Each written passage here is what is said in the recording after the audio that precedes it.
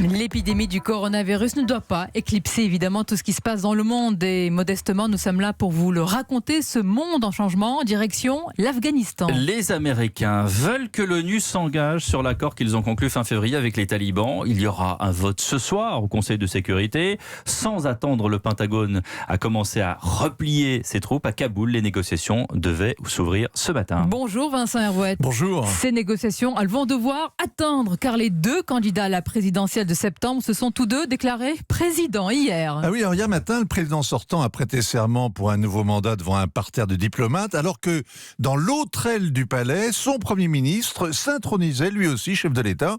Ces deux-là se détestent. Les Américains les ont contraints à cohabiter, alors qu'en 2014, déjà, chacun d'eux se déclarait vainqueur de la présidentielle. Hier, pendant les cérémonies, dans cette zone verte de Kaboul, qui est un donjon fortifié à l'abri du monde, et qui est à peu près d'ailleurs la limite de l'autorité présidentielle, 2 roquettes tirées par les fanatiques de Daesh ont explosé. C'était comme un retour au réel.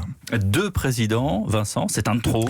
Et pour les talibans, 2 présidents, c'est 2 de trop. Ils méprisent les élections. Ça fait 19 ans qu'ils traitent les dirigeants de Kaboul de fantoches, de traîtres, d'apostates, corrompus. Leur porte-parole a commenté hier, implacable: rien n'est plus important pour ces esclaves que leurs intérêts personnels. C'est pas entièrement faux. À Doha, les talibans ont vérifié que les Américains allaient plier bagages. Le cessez-le-feu était prévu pour 9 jours. Le 10e jour, les combats ont repris de plus belle. La guérilla maintient la pression sur un régime aux abois. Il ne suffit pas d'organiser des élections pour installer la démocratie. C'est la leçon à 1000 milliards de dollars que méditent les Américains, qui se replient sur la pointe des pieds et sans regarder en arrière. Le regard international de Vincent Herouet, c'est tous les jours dans le journal de 8h.